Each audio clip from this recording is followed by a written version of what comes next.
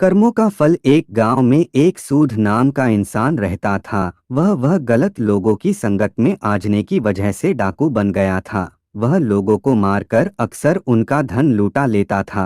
एक दिन डाकू जंगल से होता हुआ सड़क की ओर जा रहा था कि अचानक एक नाग नागिन का जोड़ा डाकू के रास्ते में आ जाते हैं।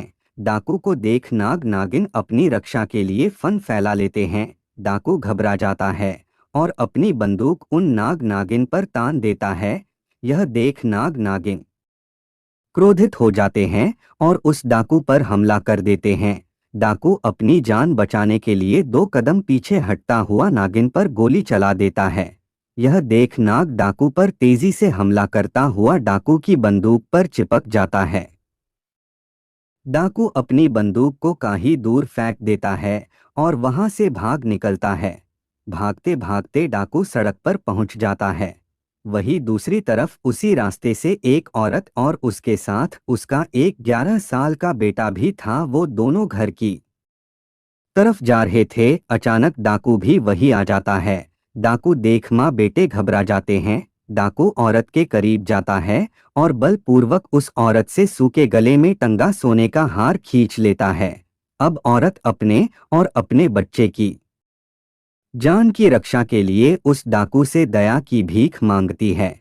लेकिन डाकू इतना क्रूर स्वभाव का था कि वह अक्सर जिस किसी को भी लूटता तो वह उसे मार भी डालता था।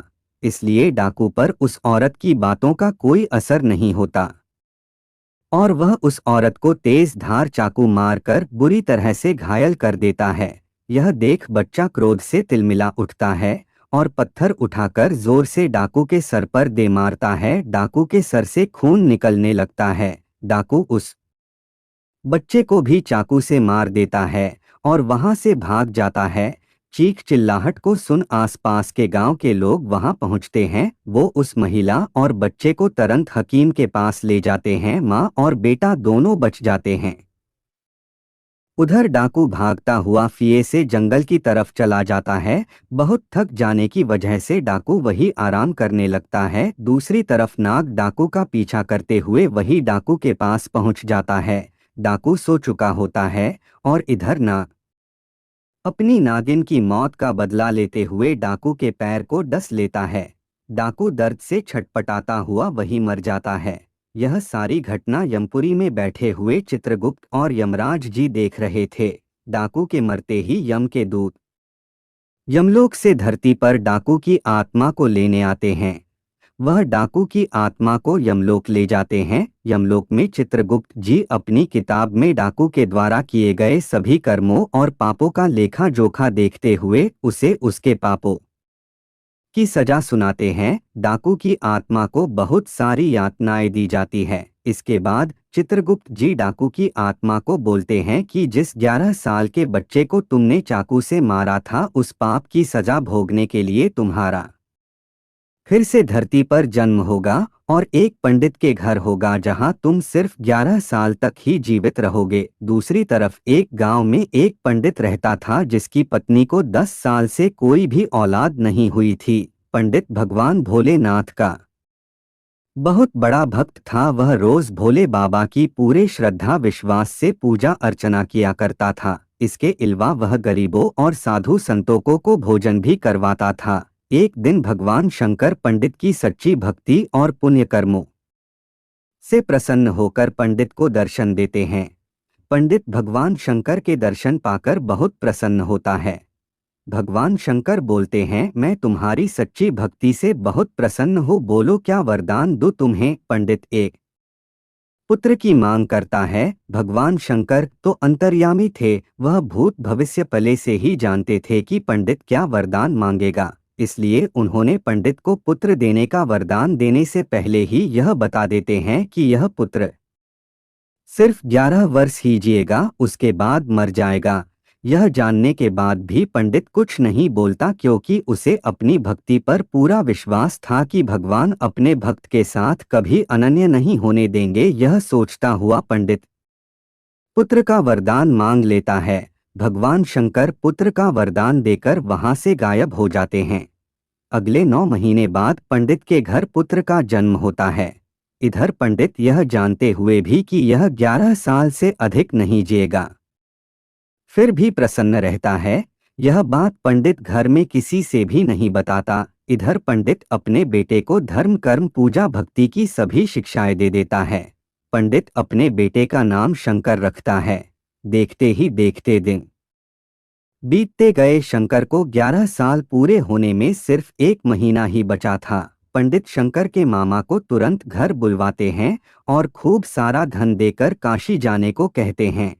पंडित धन देते हुए बोलता है कि वहां शंकर के हाथों 28 दिनों तक यज्ञ करवाना, साधु संतों को पूरी श्रद्धा से भोजन करवाना और पूरी विधि अनुसार महामृत्युंजय के मंत्र का जाप करते हुए 28 दिनों तक रोज सुबह भगवान शिव की पूरी श्रद्धा से विधि अनुसार पूजा करनी है।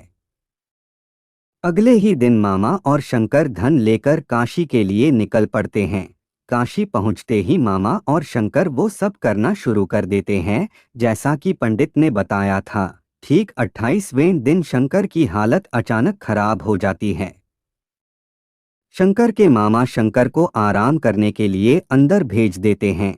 शंकर के मामा जब सब साधुओं को भोजन करवा के शाम को शंकर के पास वापस लौटते हैं तो शंकर मर चुका है।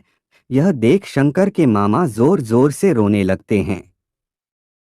इतने में यमलोक के दूत शंकर की आत्मा को लेकर यमलोक पहुंचते हैं। यमलोक में चित्रगुप्त जैसे ही शंकर के पाप पुण्य के लेखे की किताब खोलते हैं तो चकित रह जाते हैं और जोर से बोल उठते हैं, असंभव, अद्भुत। ये 2 शब्द बोलते ही चित्रगुप्त कुछ देर तक तो यूं ही मौन खड़े रहते हैं।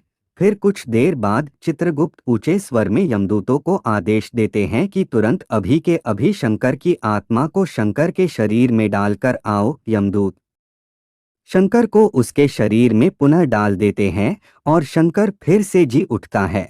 अचानक यह चमत्कार देख कि शंकर के शरीर में हलचल हो रही है। शंकर के मामा की खुशी का ठिकाना नहीं रहता। वहां यमलोक में इस बात को लेकर यमराज चित्रगुप्त से सवाल करते हैं कि यह कैसे हुआ।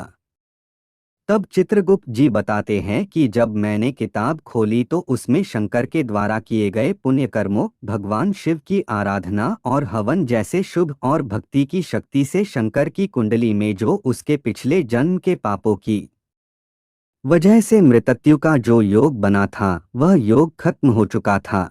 इसी के साथ शंकर के पुण्यों का लेखा सबसे अधिक था जिस वजह से शंकर की उम्र बढ़कर 90 साल हो चुकी थी। इधर शंकर के मामा पूरे हर्षो उल्लास के साथ आंखों में खुशी के आंसू लेकर शंकर को लेकर घर पहुंचते हैं तो शंकर को जिंदा देख शंकर के पिता इतना खुश होते हैं मानो उन्हें नया जीवन मिल गया हो। तब शंकर सबको वो सब बातें बताता है जो उसके साथ यमलोक में हुआ। यह सुन सभी का भगवान के प्रति श्रद्धा और विश्वास और बढ़ गया।